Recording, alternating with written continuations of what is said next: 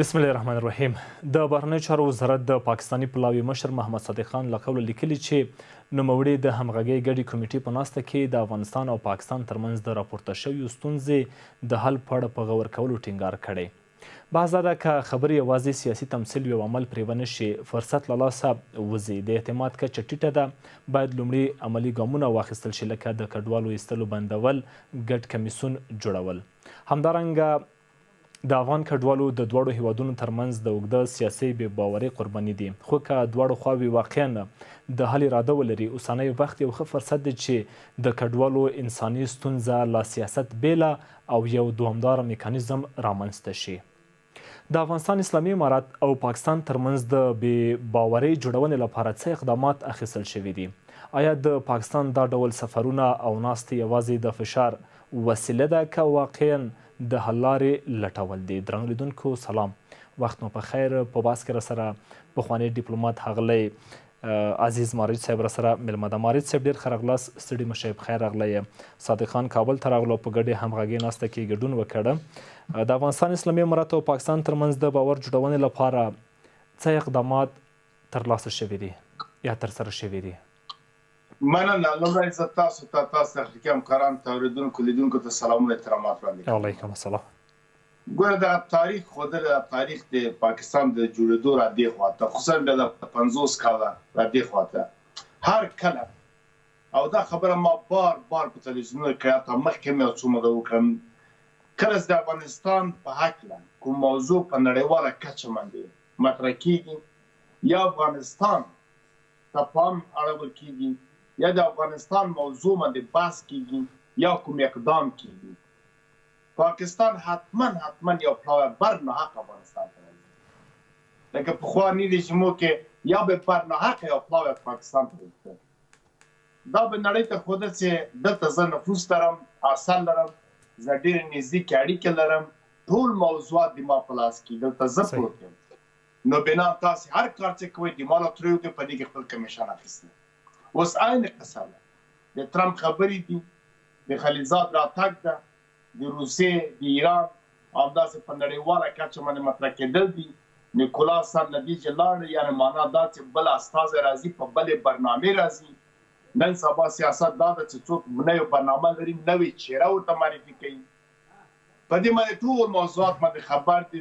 د امارت اسلامي د چارواکو خبرې اورېدل کېږي، سفرونه دې ګوري، تګ راتګ ته ګوري، د ناروې سفیر ته، نور ته، یعنې په ټوله کې دغه موضوعات د حوزه د عربو فعاله کېدل، پلاوي تګ راتګ، یعنې د غرب نړۍ د ټرمپ پروګرام نه دوی خبر دي، ځکه هغه دې وختو کې ویل کېږي نو په اروپا کې د جوړې کې چې په مې میاشت کې خپله پالیسي د افغانستان تک اعلانوي.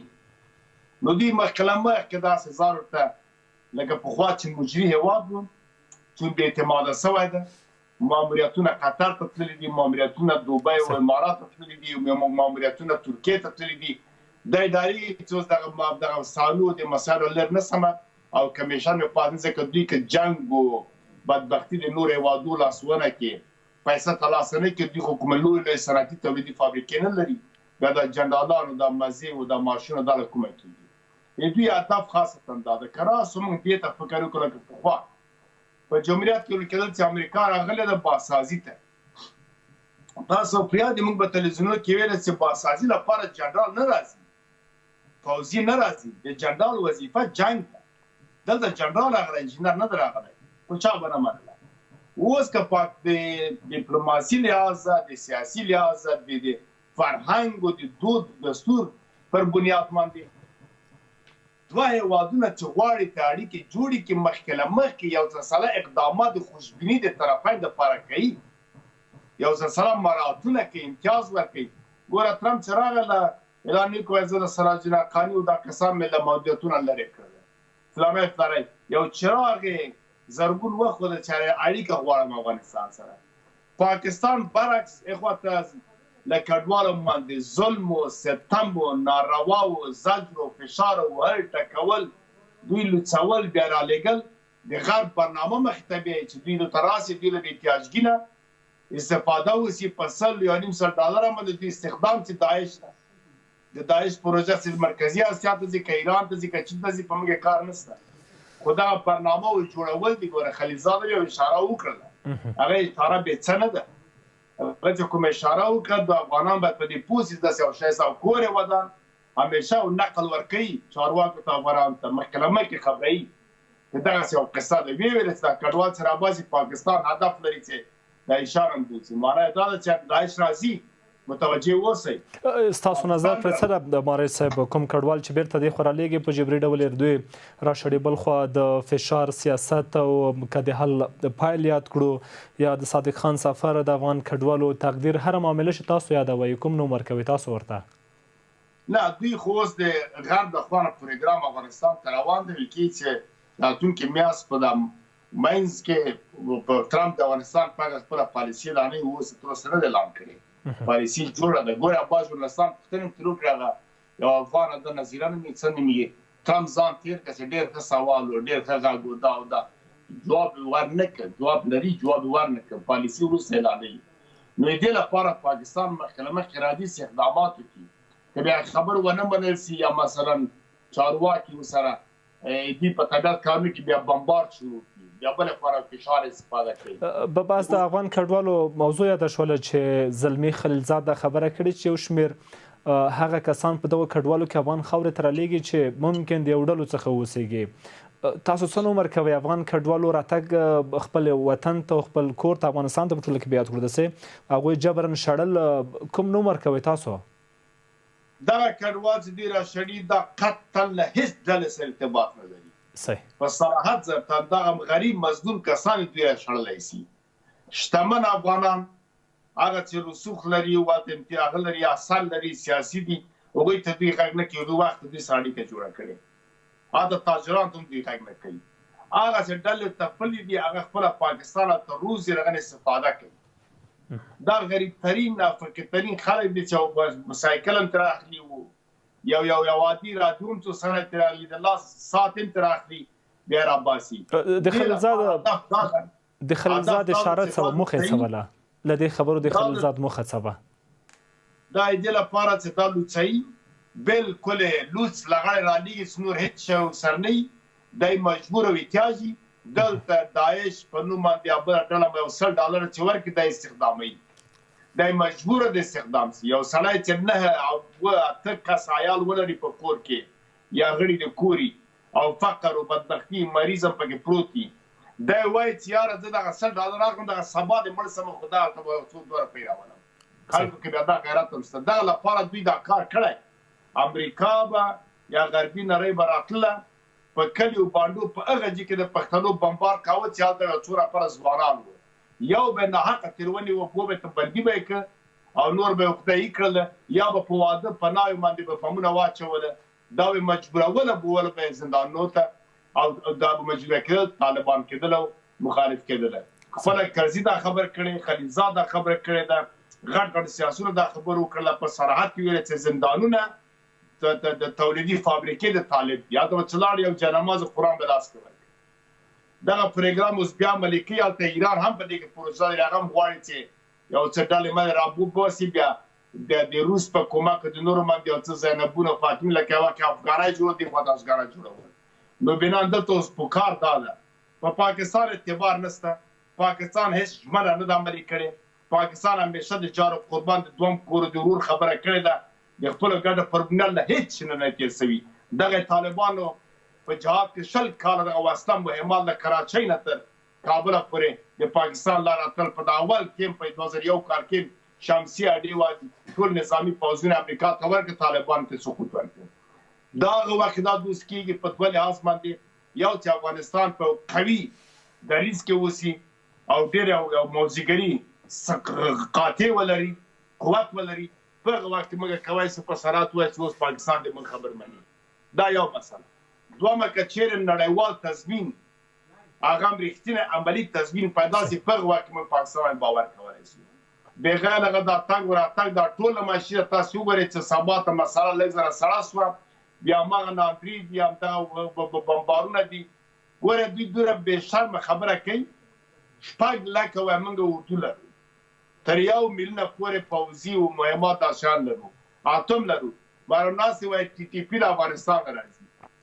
ته دغه څنګه تا د پاوز او د دومره ټکنالوژي د اتوم دی چې دواړه غاړه د ډیورند کرښې سپایان ناست دي دغه ټي ټي پي یا تحریک طالبان څنګه راځي افغانستان ته مارج صاحب او بیا بیرته څنګه درسي مارج صاحب دا حالت په خپل ځان اړیزه کې چې زه ضعیف یم د صادق خان راتګ کابل ته او دلته د یو شمېر چارواکو سره لیده کته ګډه همغږۍ ناسته کې د ګډون او په یو شمېر هغو خبرو سیاسي جنجالونو بحث شوی چې باید د باور فضا رامنځته شي. فکر کوئ چې د باور جوړونې لپاره کوم اقدامات به ترلاسه شوي؟ لومړی پوښتنه بیا تکراروم که مشخص ځواب راکړئ بیا دمې ته ګرځو. ګورئ دلته دا خو مجبور د افغانستان چارواکي ډیپلوماسي ده، سیاست ده، دنیا ده، تشریفات دي، پروتوکول ده. تا ورته د لپاره مذاکرات دي، خبرې دي، اترې دي، میټینګ ده او ضیافت ته کېناستل دا باید وکړي. باندې افغان چارواکي په دې پیږي وګړي په دې په پاکستان په دې ته اعتماد باور نشته. کله رښتیا په صداقت راته د یو څه کړه ته سره کړه چې خوشبینی پیدا شوی وای، هیله پیدا شوی وای. مثلا څه کړی وای؟ مارمبر دوی په 14 د اپریل په 3 ورځې مخکې شدت ورکړ، ظلم زیاتی دي کډوالو ته او توګان خبرې کړې چې په خزو باندې وار کاوه. دا افغان دا مني دا ترمخه پنجاب تراسه د سره معاملې بیا وسی چې ته په ناموس افغان باندې وار کې د وار بدل بیا اخسر کیږي. دا د صبر کوي کدا خلک له مدان نسل لمنځه سي بل نسل بیا پیدا کیږي بیا لګنه افغان په بدل افغان یو کار کوي چې خپل بدل په چانه کوي. متاسفانه دوی دا کار کوي او دې ته بیا پام نه د تاریخ ته نه ګوري. یا مسدر سعید چې موږ وایو چې په نړیوالو اصولو کې موږ اقرار ستاسو ته موږ کډوال وساته ځکه تاسو کوم پروتوکول نه لاسلیک کړی په نړیواله کچه تاسو نه منلي وو. یو وخت کې همدغه د مهاجر په نوم د مجاهد په نوم باندې چې کله د ګټه ملل متحد انحصار کمیشن یا د ملل متحد پیسې درکولې دته د مجاهد ویلې بیا اوس دا پیسې په همدغه مجاهد ته تورست ویلې او تر اوسه پورې تورستان وایي. دا وروسته به راشو د دمې وروسته بیا راګرځو. مارج صاحب کور دی ودان درنولیدونکو لنډه دمه لرو څېړنه دوام لري.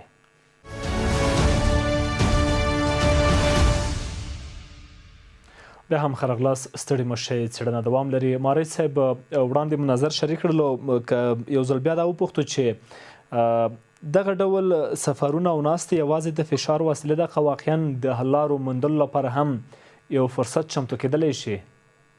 نه پاکستان د خپلو ګټو دپاره هېڅ شي نه تېرېږي.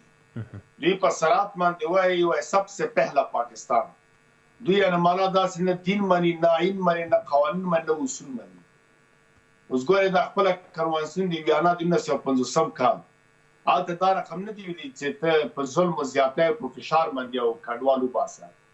هلته ویلي ته به سهولت ورته ایجادی دی به ځي، ته به نور ادارو سره همکاري کوي، آیوم سره به غږېږي، یونیسیا سره به غږېږي، کمیشني ملل متحد سره به غږېږي چې دی په ډېر عزت سره په ډېر ښه وجه سره په اقتصادي مرستو سره دی وویستل شي. نو اوس خپله پاکستان د ملګرو ملتونو سازمان غړیتوب په 1990 کال ترلاسه کړی دی. په هغه ځای کې په منشور کې راغلی ده چې هر څوک غړیتوب د سازمان د ملل متحد دی نړیوال اصول به مني، هغه اصول چې دوی په کورنۍ چاره کې مداخله نه وي. بنا د نامه د حقوق بشر د 1990 کال د قطعنامه د رسمادهي کې خپله پاکستان امضا کړې منلې ده. یعنې دغه ډول سفرونه مارج صاحب تاسو د فشار وسیله بولئ، حل لارې لټول نشته دلته؟ نه فشار هم نه ده، فشار هم نه ده، دا صرف معامله ده. معامله ده دا د دې لپاره چې نړیوال ته ښیي چې زه افغانستان سره اړیکې لرم. مارج صاحب که اوس داسې وپوښتو معاملې دپاره څه ډول دی راغی؟ کوم ډول معامله غواړي؟ څه ترسره کوي؟ اسلامي امارات به څه ورکړي؟ څه ترې غواړي دی؟ دی اصلا د پاکستان چې دا مجري هیواد د غربي د نړۍ په د پروګرامو برنامو د همدې لپاره جوړ شوی د اهداف مقاصد معلوم دي، موږ تشریح کړي ضرورت یې بیا نشته. غرب غواړي ټرمپ غواړي چې راسي باګرام د فیوډال باندې معامله وکړي طالبانو سره. دا یې په معامله باندې داور راځي، په زور زیاتی پیږي نه راځي او نه راتلی سي، فیوډال راځي. دغه د ماموریت دپاره چې دوی باګرام اخلي بیا نور برنامې راته پلې کوي. دې لپاره پاکستان راځي ځان ښیي چې زه ته نږدې یم، چارواکو سره خبرې یم، شاید له دې نه وروسته صادقانه نور پلاوي هم راسي افغانستان ته. داسې عمر یې 2 3 4 5 پلاوي کته پورته کېږي. او یا کېدای شي هغه بعضې لاسپوڅي په افغانستان کې ستا هغه هم وغواړي دفاع کړي. دا خبرې هم ورکړې وای د بهرنیو چارو وزیر اسحاق ډار به هم په لنډو ورځو کې کابل ته راورسېږي. دغه 4 ورځې مخکې ما دا خبره وکړه مخکې چې اسحاق خان راسي همدا ملت چې دا را روان دي کېدای شي تر ډېره غټې ساعتې پورې معاون رئیس جمهور هم دلته بیا راسي، رئیس استخبارات هم راسي. دنیا ته ښیي چې دلته موږ یو بنا دغه ماموریت دی غواړي ځان ته واخلي. یا بله پروژه د داعش ته را روانه ده. ما وخت یادوري وکړه زه په سرعت وایم د ډاکټر خلیلزاد نقل ورکول افغانانو ته ساده فکر مه کوئ. هغه یو وخت وویل ما د افغاني چارواکو ته ویل چې موږ ووځو امریکا وځي وایي دوی نه منله. یو نقل ورکړي دوه کسه په افغانستان کې ملت همیشه بعضې وخت یو شاګري کړي یو کرزی و یو خلیلزاد و. په یو ډول به یو خبره خلکو ته کوله چې دا کار کېدونکی ده. دا چې سیاسون او هوښیار خلک مني که نه مني دا به دوی کوي. عام کسان په دې مسایلو باندې نه پوهېږي یو خبره ده او شاید بس لاړه. دې ته باید موږ پام وکړو. دغه پروژې ماموریت غواړي چې بل هېواد ته ورنشي. پاکستان بیا لاس کړی که 50 کاله پاکستان ځان د افغانستان د ډلو ټپلو په نوم باندې د نړۍ پیسې واخیستلې ځان یې آباد د خپل قرضونه اخلاص کړه تر اتمه ځای ورساوه. تاسو یقین وکړئ دغه یعنې 10 کاله 10 به نه یاره 15 کاله مخکې پاکستان اوس وګورئ ځکه اسمان فرق کوي. ځکه په هغه وخت په 20 کاله کې 10 کاله مخکې زه د دوره ډیپلومات وم په پاکستان کې. یعنې دا سپېره وطن موږ به دا پېښور ته ټولې به دوړې وي. په خپل اسلام آباد کې اسلام آباد نه وای آباد کېده. بیا خلک ویل چې دلته ایوب خان نه وای پایتخت راوړی ده چې نسته یو جنا مارکیټ و د بعضې جویې کې او بي سي روډ دغه جویې کې چې موږ وو آبادي و نو ټوله دشته وه. ممارس صاحب دا پیسې له کومه کړلې؟ دا ټول کمیشن و د مجاهد په نوم باندې جهاد په نوم جنګ په نوم همدغه امریکا چې افغانستان ته راغله ورغچا مینه پرید مشرف خپله یې ورواخیسته چې نه یې ورکړی ګوره د ملا مسعود ته امر وکړ چې د طالبان ګوزه تر کوم کونجه یې بوتلله. دا برنامې دي پیسې دي اخلي. اوس بیا غواړي چې کوم ماموریت پروژه راځي پیسې نو بیران د موږ چارواکو ته وایو چې تاسو هوښیار اوسئ. دلته مارج صاحب که داسې ووایو چې پاکستان کوښښ کوي دغه پروژې ماموریت پر لاس کې واخلي. هغه د زلمي خلیلزاد خبره مو هم وړاندې راوړله. په دې ټولو مسایلو او چیلنجونو ګواښونو سربیره بیا هم که داسې ووایو چې له دې ټولو سره اسلامي امارت څه کولی شي؟ خدای مه کړی یو ځل بیا له تیرو سره مخ نه شو. تیرو تجربو څخه کوم درسونه اخیستل شوي دي د پاکستان دغه پروژې او دغه ماموریتونه د دوی تګ راتګ کابل ته پلاو تګ راتګ تلل راتللو په پولو تر څیر بیا جګړې او د دوی بریدونه دا ټول مسایل که راواخلو دې خوا اسلامي امارت څه کولی شي؟ کوم درسونه شته دي چې همغو درسونه په استفادې باید مونږ له دوی سره مخکې لاړ شو؟ بالاخره خدای مه کړی چې بیا توان دې خواته نه وي. ګوره په اول پړاو کې د خو دې لپاره شک او تردید ورک سي. دا د من خبرې ثابت نه ثبوت سخت مصدق معلوم سي. طالبان دی یو کار کې هر چارواکي چې د پاکستان راځي د اجنډا برنامه د واضح ملت تشکیل کی چې دا د څه لپاره غواړي څه غواړي. خو اجنډا د ماموریت پر موږ هم ډیپلوماټانو چې وو وسکارم کار کوي په ډیپلوماسي اداره کې موږ په پروګرام د کاري محکمه کې لګي مخکې ملاقاتونه شوه تنظیم ترتیب پروتوکول تشفیع ماتي دا کار کوي خپل تشریفات کوي معلوم و ضیافتونه معلوم ملاقاتونه جانبات د جانبات سره جانبات پروګرام به جوړ دغه پروګرام کا محرم مسائل لري کا عام مسائل به دوی ته اجنډا چستره بیا د مطبوعاتي کانفرنس کې دایم کې خپل طالب چارواکي کې پیل ځل ځان سوال کوي چې چستره بیا ثابت کې بیا بالغه چې دوی تذکره د میمورندوم او تذکاریه او د مثلا د اخر کې بیا قطرامه پریکړې چې ځکه هڅه چې کې کوم میمورندوم ته کار شیدا دغه د بیا ملت وای چې موږ دغه پریکړه وکړه بیا د وخت زمانو ور دي کمبل کوي کنه دلته معلومی چې دا برنامه کړه او دا کار سوی ده. بل دومره خبره څنګه تاسو یادوري وکړه 50 کال تجربه دا په بیا کال پرې دا 50 کال تجربه تاسو متوجي اوسئ. په تدبیر سره کار باید وځي چې افغانستان کچېره په دې مسایلو کې ګټه کولای شي. میکانیزم او سیستم او برنامه پروګرام د مستقی د پو کسانو پراټولو سره ورته جوړ کړي. لنګه غوا د روانه د امریکا راخواته چار چاول وسله نو شي جانې چا ورته لږ واره او سای پیو کې بیا نو خکر ورته باندې هغه ماغه غوا د سیاغي کی په کلی کې وته غوای خلکو د لاسا کړل بس نو له سره شو دی وی مزي چې چا به لږ ووهله لږ بیا هغې کړه بیا به ښکر ورته بند کړه داسې به کوم ایخوا ایخوا ته به یې لکۍ به ډاډ په وهل به یې کول که لوسی څه یم په سیاست په پروګرام ورته جوړوی بسم الله موږ سره کار نه لري امریکا په سرحد دغه ملت ته وایم دغه نن تاریخ ته یاداش کړي افغانستان سره هېڅ کار نه لري افغانستان نصیب بلې خواته لږ لاره ورکړئ که ایران ته ځي که مرکزي اساس ځي که په چین نه وځي پاره خوا ځي که په هره خوا لاړ دی موږ په ګټه ده همدغه موږ تباه او برباد کړي بنان دا که چېرې مانع متوجه کړي د بهیر ته د برنامې ته خنډ جوړ کړه بیا د دومره وهي چې خپل انتقام درنه اخلي پوکار بیا په دې ده بیا وهلو ته کامبادګي لرئ بسم الله او کنی که لسلو ته پروګرام لري جوړه کړي او بغیر هغه نه داسې ضعیف نه سئ چې یو دوه چوکۍ لپاره دوه معاملې دوه ډالرو دپاره چې پخوانۍ به معاملې کولې خدای له قسم افغانستان بیا داسې دی د تودې جګړې ډګر بیا ونه ګرځي بیا داسې نه چې خپل عریفان بیا دلته راکش کړي دا کار هم کېدونکی لکه سوریه چې بشار اسد سیاست سم ونه سو کړی عریفان راکش کړل سوله 1402 هر ورځ بمبار په سوریه کې کاوه خپل جنګ خپل سوریه بلته خوده ډګر سوریه و چې دا څه نه چې له دې خوا د پوتین جاسونه حرکت راوکړي خوا د خلیج نه د امریکا راوکړي د خوا ایران د خوا چین بیا به دلته ور ټکولې موږ به تباه او بربادي دې لپاره تدبیر مخکې مخکې پکار ده ټول مسایل باید وسنجول سي دا د پاکستان راتګ د ایران راتګ دغه د همداوس د ایران وزیر خارجه مسکو ته چیرته تللی او پیام د خامنه‌ای وړی څومره د امریکا دا وزیر د خپل رئیس جمهور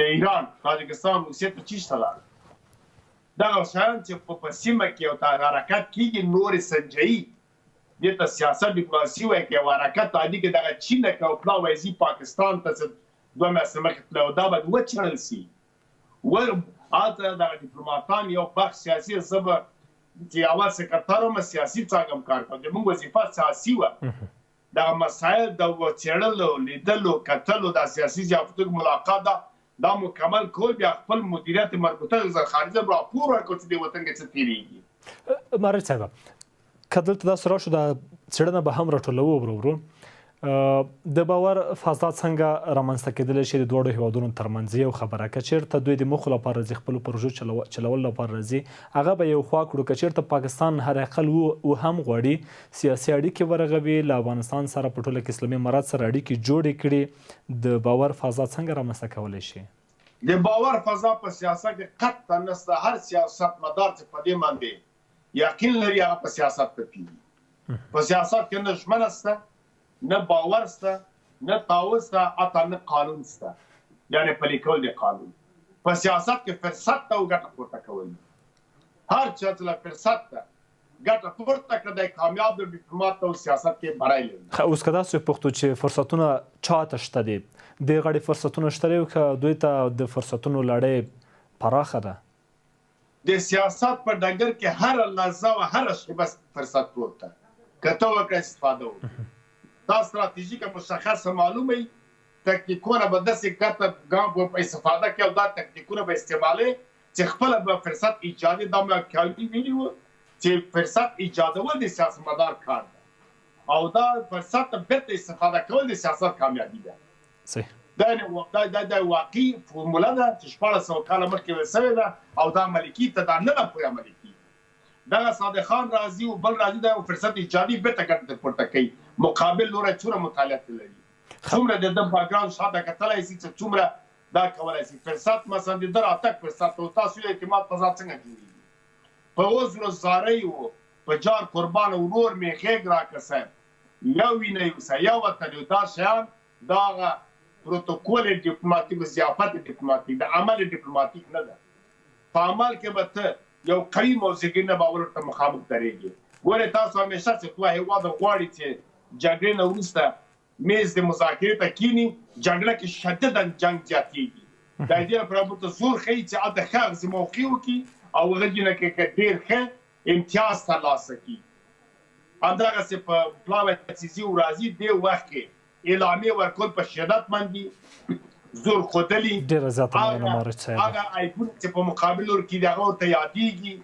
دې خوا نه یعنې بعضې مسایل شته چې دا ورته ښیي چې هغه دې ته تحصیل لاندې راولي چې کله چې راسي خپل شرایطو ته په میز کېږي هغه د انټي مجبوري کې چې ویمني افغانستان چې اوس پلاوی راځي امادګي ورته لري باید ویل لري امادګي مشکله مخکې په دې باید پوزې چې مقابل ورته چې راځي څه غواړي په مقابل کې باید څوک ډېر زیات مننه مارسه وخت پای ته رسیدلی او نړیوال تصمیم ترلاسه کړي دلته بیا راځي او څه ډاټمن کېدای شي بېغله غډاټ په سیاست کې نشته کور د ودان پخوانی ډیپلوماټ ښاغلی عزیز مارج صاحب چې وخت یې راکړلو تاسو سلامت شئ درنو لیدونکو له تاسو مننه څېړنه پر همدې ځای پای ته رسوو تر بیا ښې چارې